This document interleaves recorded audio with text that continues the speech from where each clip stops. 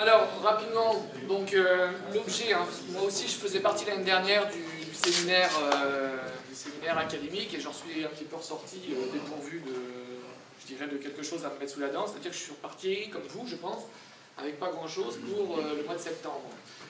Et donc, voilà, avec mon collègue Joël et nous, on a essayé de trouver un système avec les problématiques qui sont bien sûr les contraintes budgétaires, même des tout petits établissements, etc. Et donc on a eu l'idée d'utiliser un tapis de course.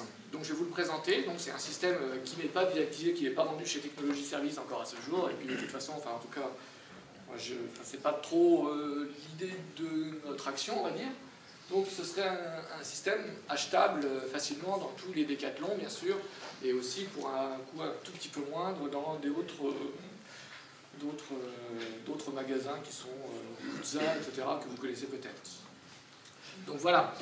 On a donc développé des systèmes, enfin on a donc développé des TP dessus et des maquettes, sachant qu'au départ on n'était pas parti sur MATLAB, on était parti sur un autre logiciel de simulation multiphysique. Donc en fait on était parti sur deux logiciels. Le premier était OpenModelica qui était un logiciel libre, etc. Et à l'utilisation, bon, on avait encore quelques petits bugs.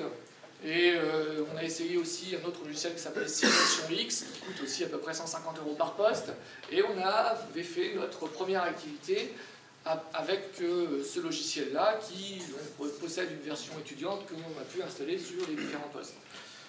Bon, toujours est-il que voilà, est venu le moment de la présentation et où on m'a plus ou moins demandé d'adapter ça à MATLAB. Donc voilà, au début je faisais un petit peu la grimace, forcément.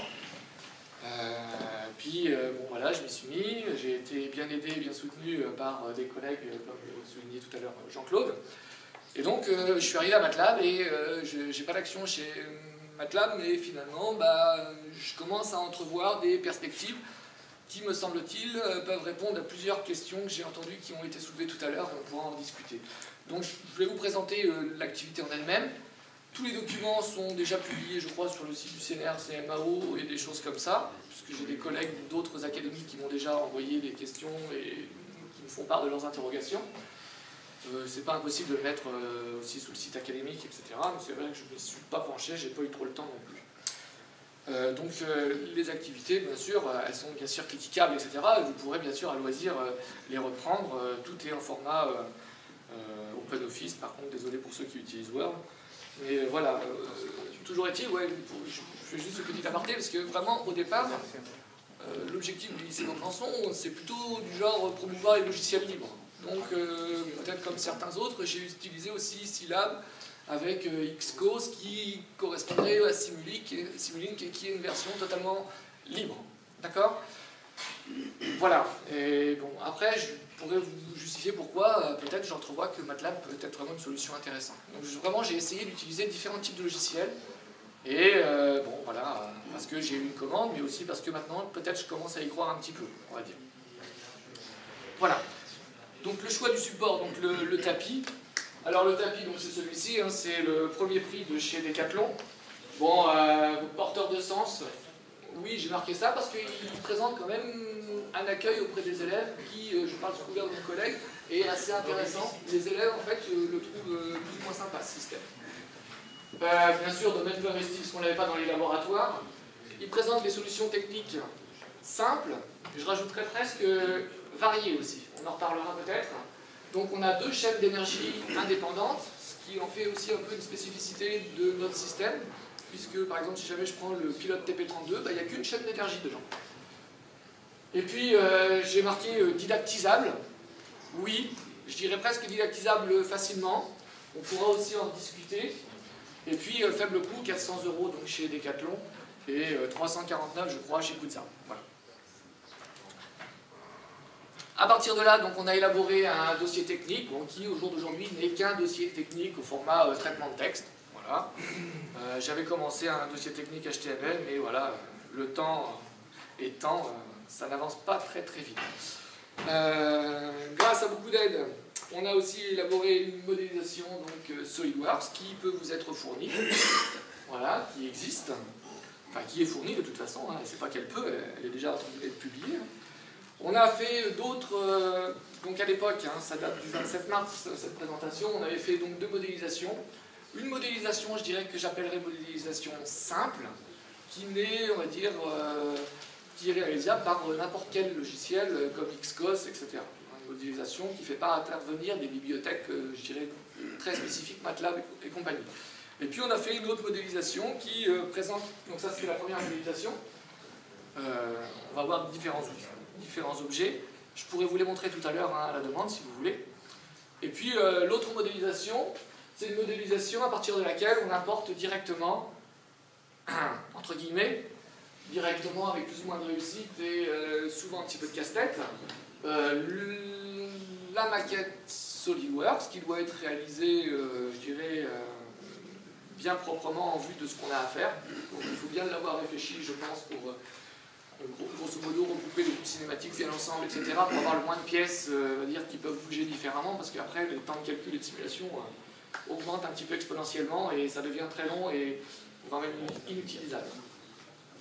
Donc cette maquette est aussi importée, ce modèle simulé est aussi présent donc, dans MATLAB et on est capable d'animer cette maquette sous SolidWorks. Les mécaniciens diront bah, on le fait déjà sous SolidWorks. Je dirais oui, sauf que voilà, l'avantage d'utiliser ce logiciel multiphysique, c'est que maintenant je suis capable d'importer un moteur, de paramétrer mon moteur en fonction des paramètres constructeurs, que ce soit différentes résistances, des constantes de couple, des moments d'inertie, des choses comme ça. Et je suis capable de paramétrer mon moteur pour qu'il pilote ma maquette qui, elle, tient compte, puisque importée depuis SolidWorks, tient compte à la fois des inerties de toutes les pièces mises en mouvement. Donc vous comprendrez qu'il est bien nécessaire, de, lorsque l'on dessine les pièces, de renseigner la partie matériaux. Une pièce ayant la même forme, qu'elle soit en plastique ou en acier, forcément on n'aura pas la même inertie, etc. Donc voilà, donc, tout ça, ça a été fait. Et puis je pourrais vous présenter la séquence, mais je voulais vous en dire un tout petit peu plus rapidement sur le système en lui-même.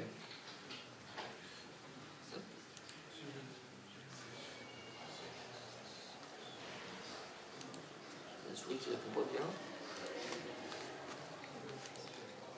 Voilà. Donc le tapis en lui-même, un petit peu pour faire un petit peu connaissance, qui vous permettra d'introduire l'activité que je vous propose. Donc à l'intérieur, on a toute une partie puissance qui se trouve dans le carter à cet endroit-là. Et puis on a le cerveau de la partie vraiment commande qui se trouve délocalisé dans le pupitre. Et bien sûr, entre les deux, vous imaginez bien qu'il y a une relation. Et puis on a donc un support, on a la bande de roulement sur laquelle le jogger œuvre. Et puis bon, voilà, c'est une petite présentation du système. Donc toute la partie puissance se trouve là-dedans, y compris la partie motorisation et l'intelligence qui se trouve là-dedans. Alors, les performances, hein, c'est celles que j'ai reprises directement du document qui est livré avec le système, mais qui est aussi téléchargeable hein, sur le site. Hein. Donc c'est un système qui permet qui affiche des performances pour courir jusqu'à 13 km/h, une pente qui peut aller jusqu'à 10%, qui contient aussi des programmes de pré-établis pour s'entraîner, et puis bien sûr sur lequel le jogger peut interagir, un pupitre avec lequel l'opérateur peut interagir pour s'entraîner efficacement, entre guillemets. Un peu plus techniquement maintenant, donc on a deux chaînes d'énergie, une pour mettre en route la bande de roulement, et une autre pour l'inclinaison, c'est-à-dire l'élévation, donc la pente. Donc la partie opérative, je vous ai dit qu'elle se trouve à cet endroit-là. Voilà. Pour en revenir un petit peu à des choses que l'on connaît un petit peu dans le domaine de la SI, rapidement, la première chaîne fonctionnelle de mise en rotation du tapis, eh bien, elle est constituée de quoi? Elle est constituée d'un moteur à courant continu, mais c'est un moteur à courant continu quand même d'une certaine puissance, puisqu'il fait jusqu'à 1300 watts, je crois. Ce moteur à courant continu, que vous voyez en bas, il actionne un disque noir hein, qui se trouve être un volant d'inertie. On pourra être amené à travailler sur les inerties, donc ce n'est pas le cas encore, mais dans l'activité que je présente, mais voilà, c'est une perspective. Il comporte aussi un système polycourroie, donc un mécanisme de réduction, et puis bien sûr derrière, il entraîne la bande de roulement. Tout ça piloté par une carte de puissance. Cette carte de puissance, c'est la même que celle que vous allez retrouver après différentes recherches, dans différents types de tapis. Que ce soit des tapis de marque Proform ou d'autres marques un petit peu plus connues, etc. Et donc c'est exactement la même.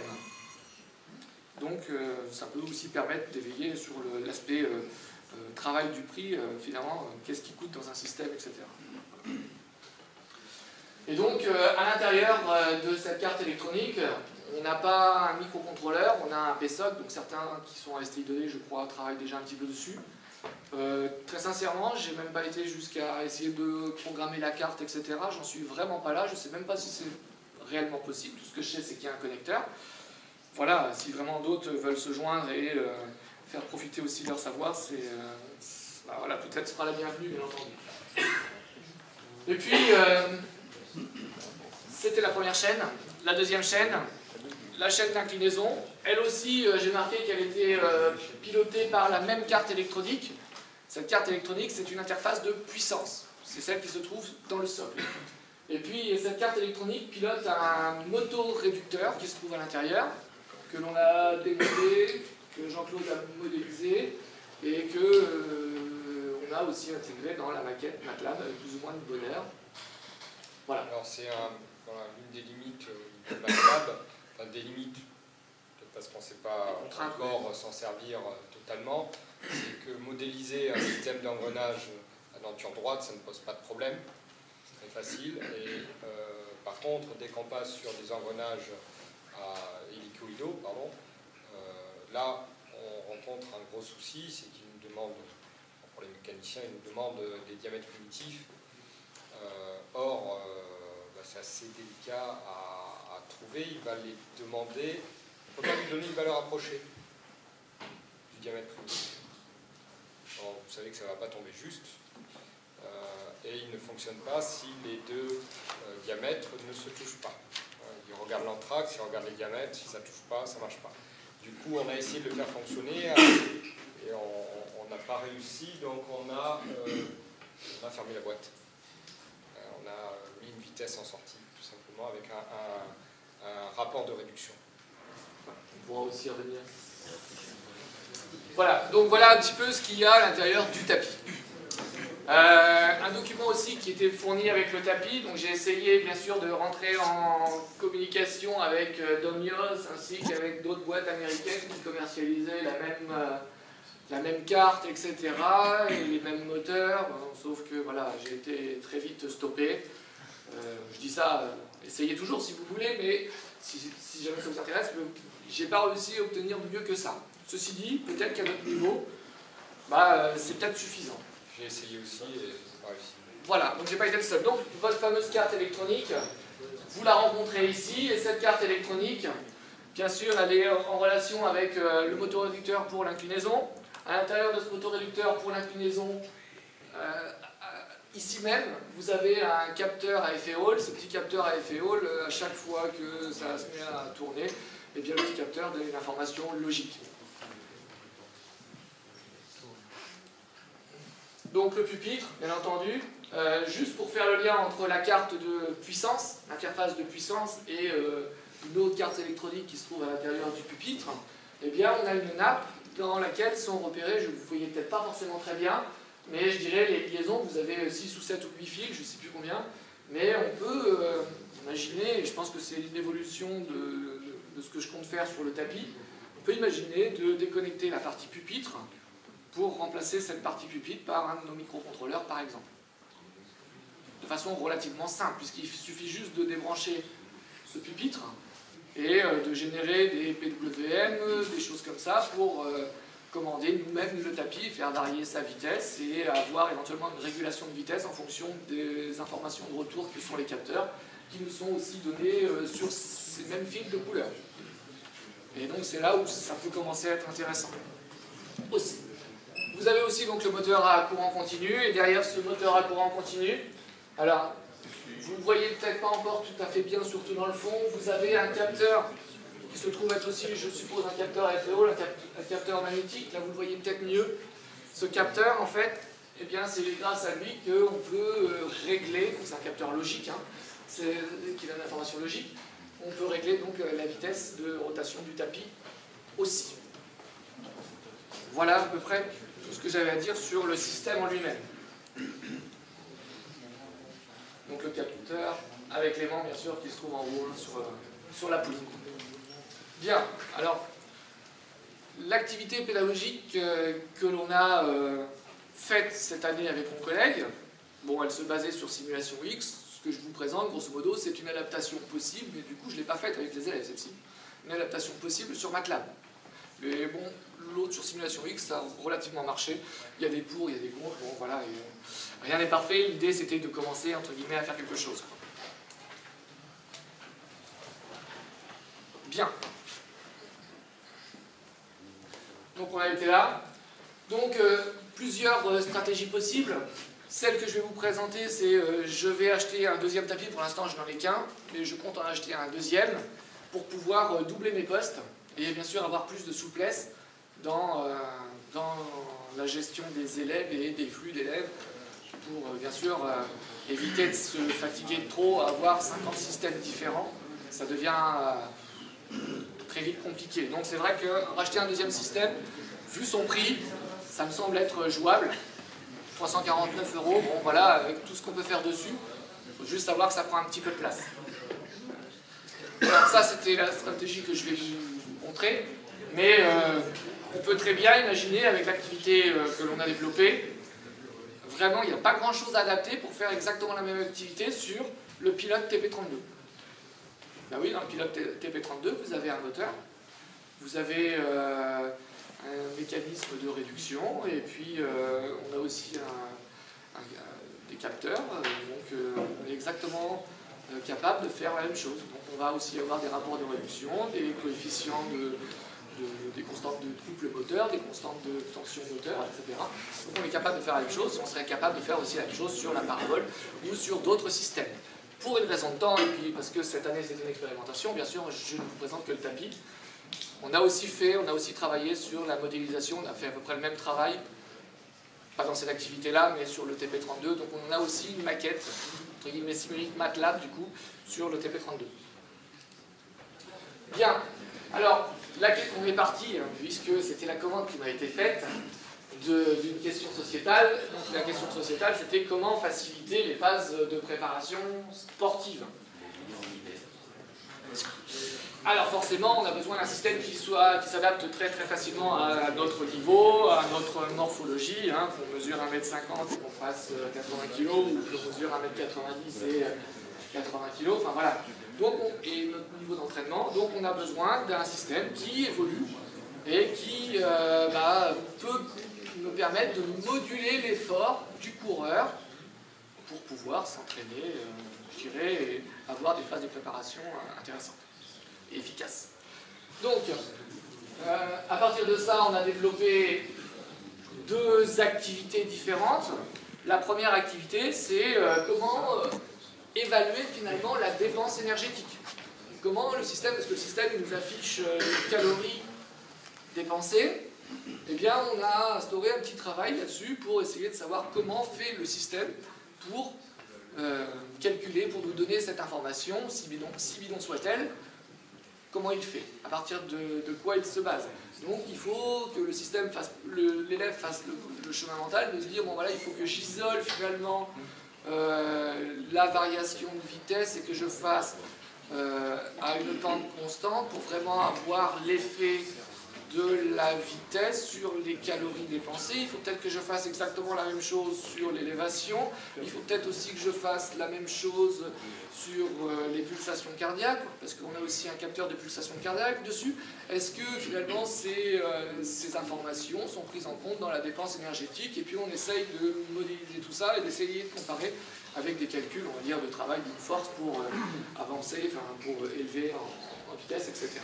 Donc voilà une des premières activités, bon, peut-être discutable, mais au départ je l'avais prévu sous une forme d'activité, et puis on m'a dit, bon, peut-être pas trop passer trop de temps là-dessus, plutôt le faire sous une activité un petit peu type TD, d'accord? Donc ça nous permettait un petit peu d'asseoir les phénomènes d'énergie, d'accord? Ce qu'est une énergie, faire des conversions entre des calories, des joules, des choses comme ça. aussi. Et une deuxième activité, donc c'est une activité doublée, finalement, où les élèves n'ont peut-être pas forcément besoin de faire les deux activités. La moitié peut travailler sur la mise en rotation de la bande de roulement, et puis l'autre moitié peut travailler sur l'inclinaison. Les deux chaînes présentant à la fois une motorisation, un système de réduction, et bien sûr, pas avec les mêmes valeurs ni les mêmes technologies, et c'est ce qui en fait un petit peu la richesse, mais du coup, on en ressort quoi? Un rapport de réduction, on en ressort quoi? Une vitesse moteur pour savoir à quel pente on en ressort des informations finalement, des grandeurs physiques à partir de technologies différentes. Voilà. Alors, je sais pas tout l'écran, je ne sais pas pourquoi. Bien. Donc la première activité qui concerne l'affichage des calories dépensées. La deuxième activité dans laquelle on va pouvoir essayer de présenter, de faire des mesures sur le système réel. Donc ça a été réellement une activité pratique. Et une modélisation du système. Et l'idée, c'était de prendre des mesures, d'expérimenter sur le tapis afin d'entrevoir le rapport de réduction, afin de prévoir qu'est-ce qu'il faut que je rentre comme paramètre en entrée sur mon moteur pour finalement courir à 8 km/h. Voilà, c'était le but, par exemple, de l'activité sur la bande de roulement.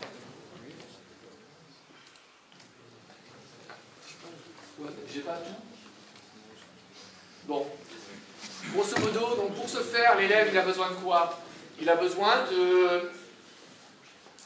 d'avoir une information, donc ça peut être fait avant, hein, une information sur l'énergie, c'est quoi, donc les différentes formes d'énergie. Bah oui, des fois on nous la donne en forme de calories, des fois on nous la donne en forme de joules, d'autres fois on nous la donne en forme de water, et puis finalement l'énergie, ça peut se quasi calculer, hein, comme dans le programme on a bien vu, donc les grandeurs de flux et d'effort. Donc voilà, c'était une première fiche de cours dans lesquelles on leur présentait les différentes formes d'énergie, le contexte énergétique, et puis on aborde la notion de travail de force, mais à un niveau, je dirais, presque purement informationnel, hein, d'accord ? Il n'est pas question de faire la physique, etc. Et puis on évoque aussi la notion de rendement, c'est un mot qu'ils connaissent, mais voilà, on essaye de commencer à donner une petite formule. Voilà, on montre un petit peu ce qu'est l'énergie. Et puis après, donc on passe à la première activité. Une fois qu'on sait ce que c'est que l'énergie, quelle est l'énergie que dépense mon jogger lorsqu'il parcourt une distance de temps, etc. Donc c'est l'activité et on essaye de déterminer comme ça un petit peu le rendement présumé du jogger qui court à 8 km/h, à 6 km/h, etc. Donc voilà. On réinvestit ce qu'on a fait juste après. Et puis après, je dirais l'activité un petit peu phare de la séquence, c'était celle que vous voyez qu'à moitié.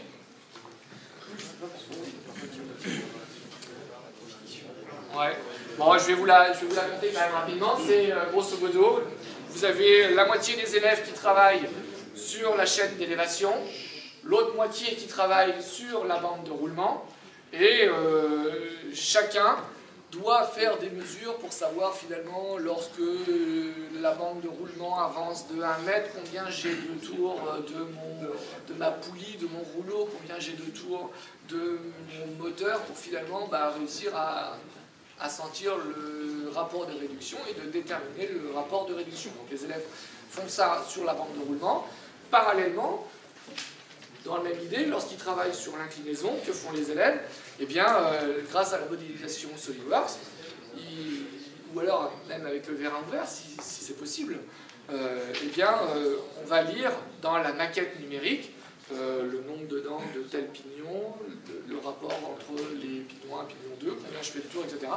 Et à partir de ça, l'idée, c'est de, là aussi, faire le rapport de réduction. Donc, une partie des élèves sur la bande de roulement, l'autre partie sur l'élévation. Et puis après, une fois qu'on a travaillé sur entre guillemets, la partie transmission, pendant ce temps-là, j'ai l'autre partie des élèves qui travaillent sur la partie motorisation.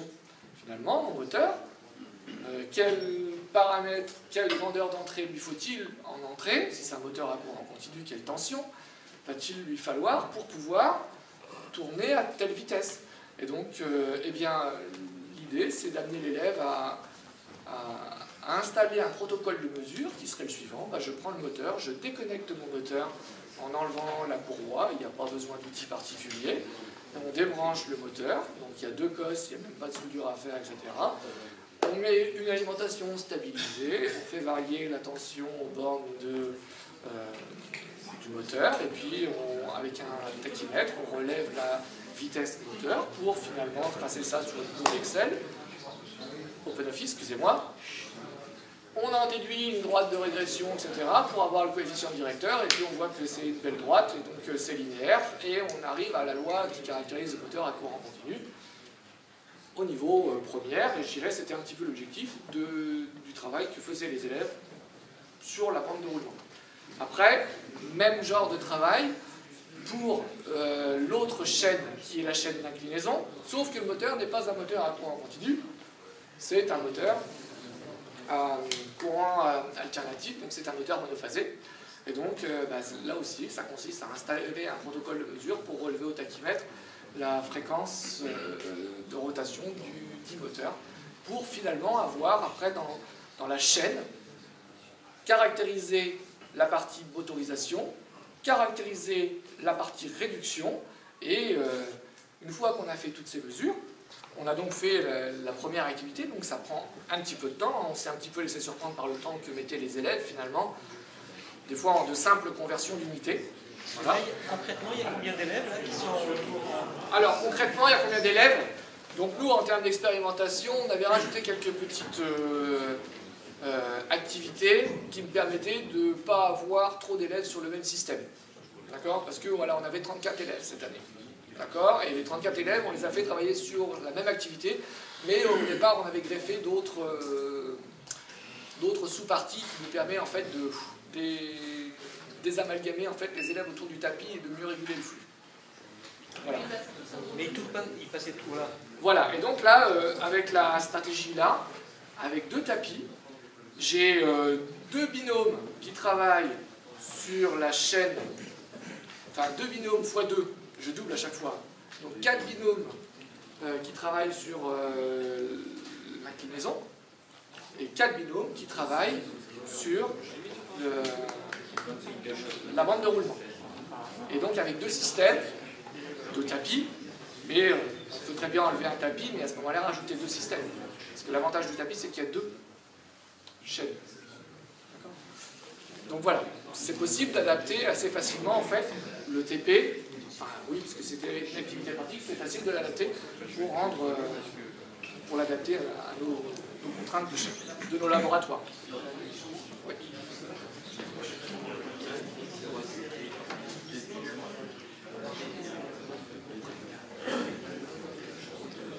Donc une fois que nos élèves ont fait la partie mesure, eh bien s'ensuit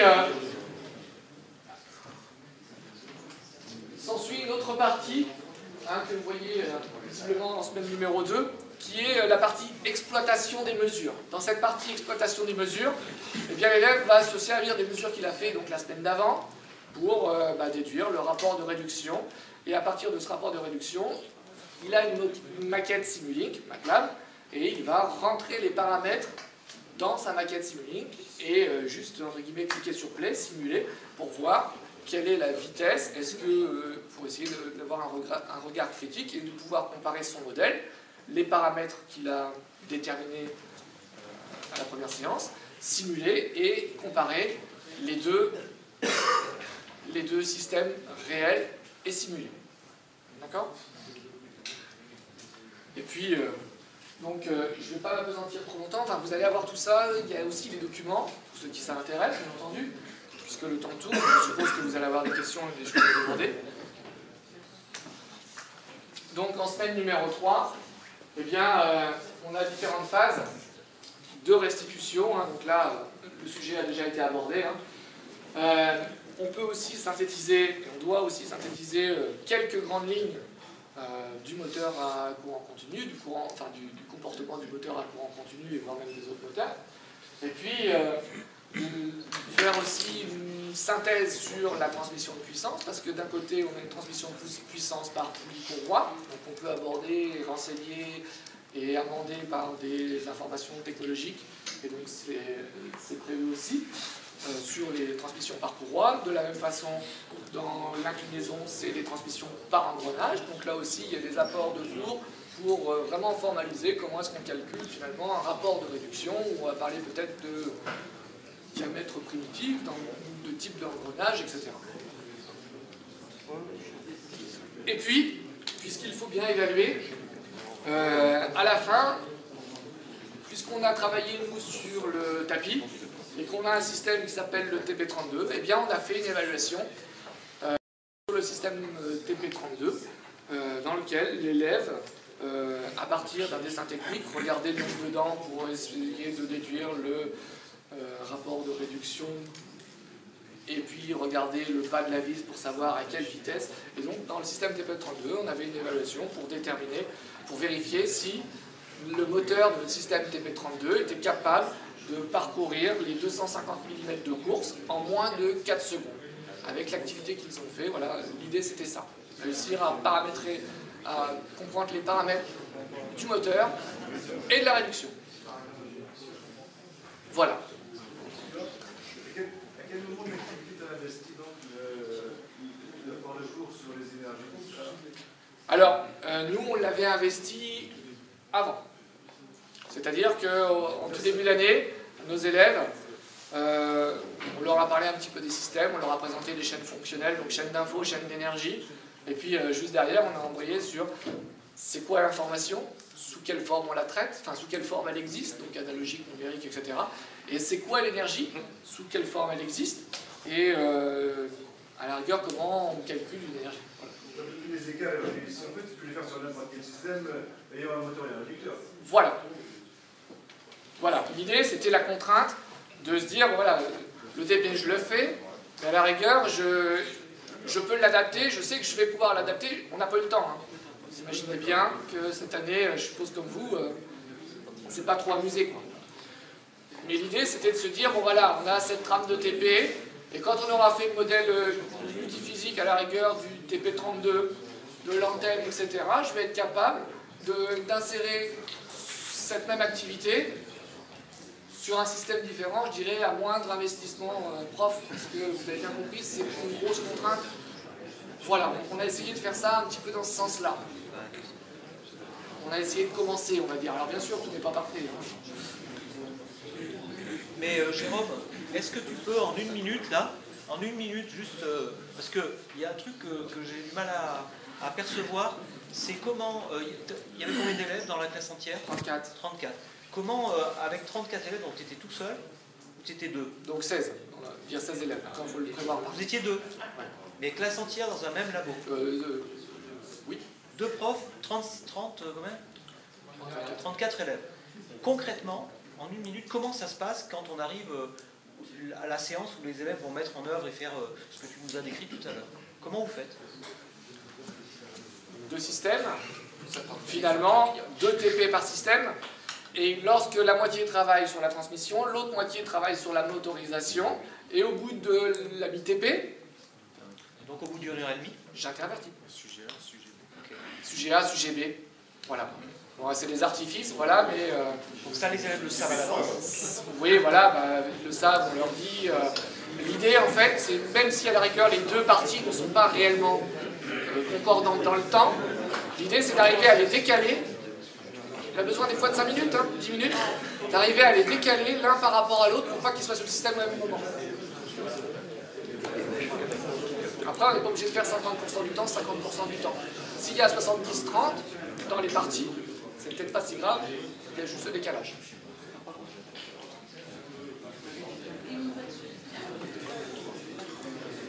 Ça va l'air d'aller vite quand même. Ça va vite. Hein. Oui, oui, c'est ambitieux quand même.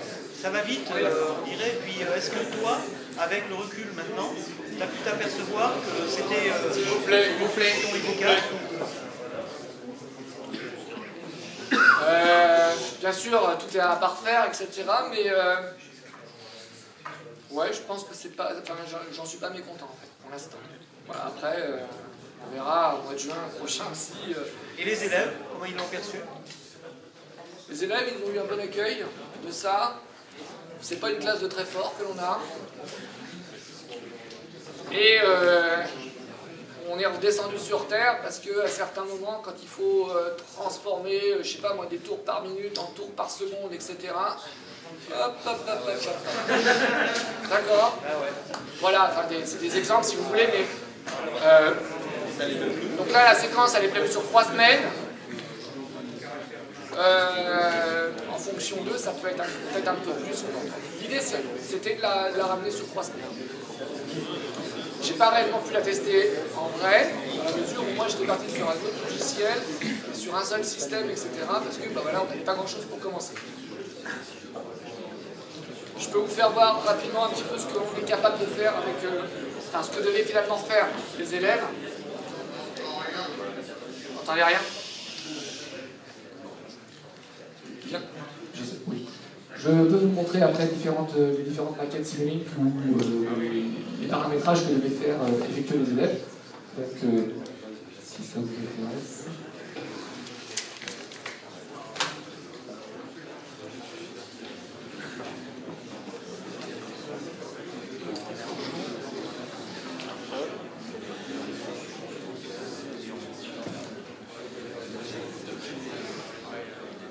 Bien, donc ça c'est la... Oui.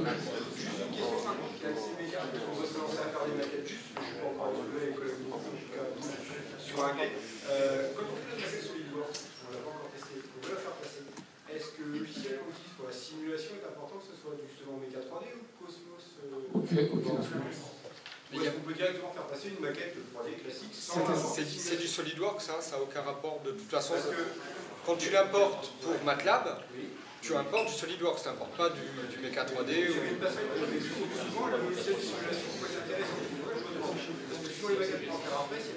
Alors, cette maquette a été faite à la fois sur Mecha 3D, hein, au départ, et donc là, le réducteur complet fonctionne, il n'y a pas de souci, et puis elle a été ensuite importée sous MATLAB.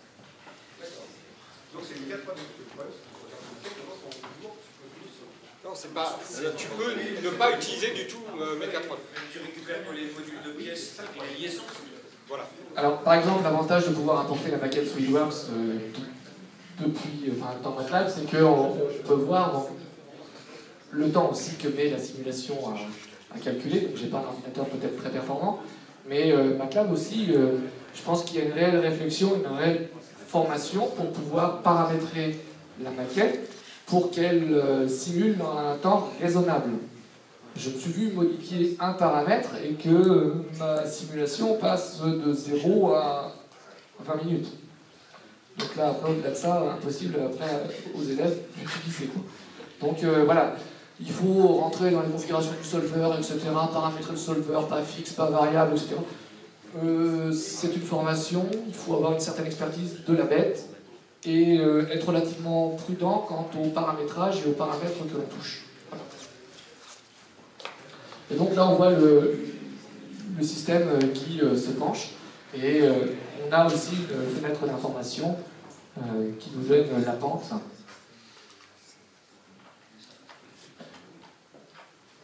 Voilà. Par exemple, là, j'ai une pente qui, en poussant, est à 10,65. Si jamais je veux la vitesse, logiquement, enfin voilà, on va le voir. Normalement, une fois que la simulation est faite, voilà, ça devrait s'afficher assez vite. Quand la simulation arrive à 10 secondes, puisque j'ai paramétré 10 secondes.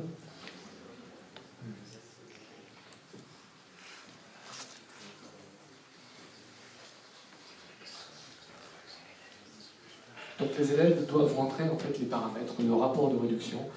Je vais vous faire voir sur l'autre maquette pour un petit peu dédramatiser. En fait, cette fenêtre-là, cet accès sur MATLAB avec l'image du tapis, elle va être fonction de votre activité. Ici, on a choisi de sortir les informations dont avait besoin Jérôme pour son activité. Donc, il y a la vitesse du tapis.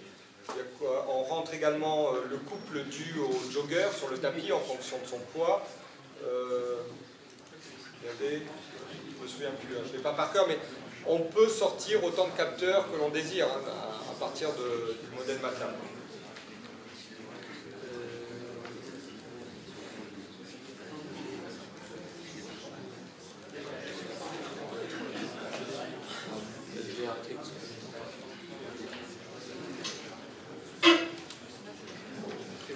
Donc là, une autre maquette qui ne fait pas intervenir l'import depuis SolidWorks, et ça, je pense que là, par contre, il est beaucoup plus facile à mettre en œuvre. Non, ça fait pas celle-ci, du coup.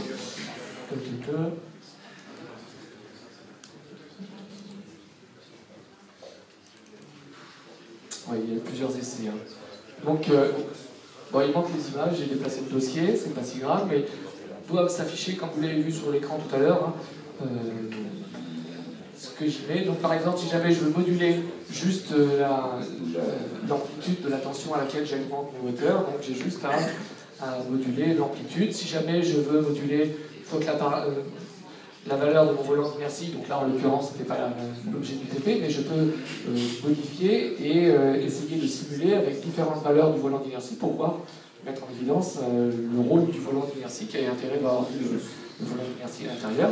De la même façon pour le système polycourroie, j'ai paramétré l'ensemble pour avoir finalement demandé le rapport de réduction. Donc le résultat qu'ils ont obtenu depuis leur mesure. Donc, de la même façon, une fois qu'on a le système polycourroie, on a un poly qui tourne et avec le rayon, on arrive à déterminer finalement la distance parcourue pour un angle, etc. Donc on demande différents paramètres. Et voilà, la grande difficulté qu'ont eu les élèves finalement, ça a été de ne pas se mélanger les pinceaux dans les unités.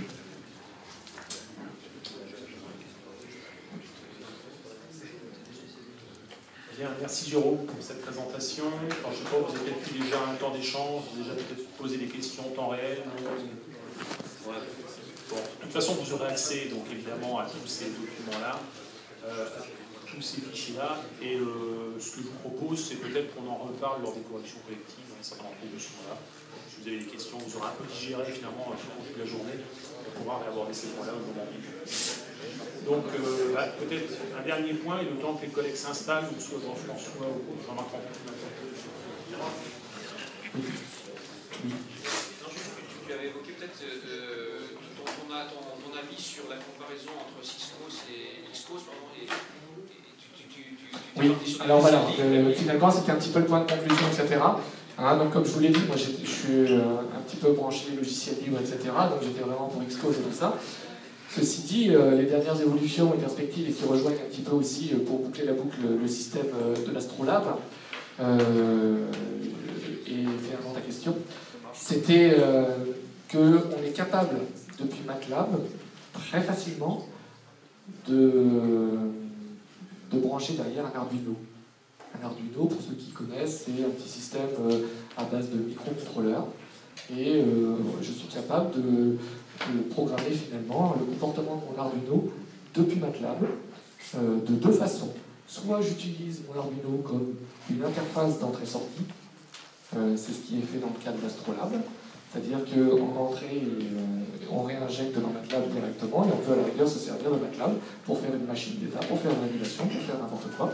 Donc c'est ce qui me fait pencher un petit peu aussi pour cette solution-là. Je la trouve intéressante.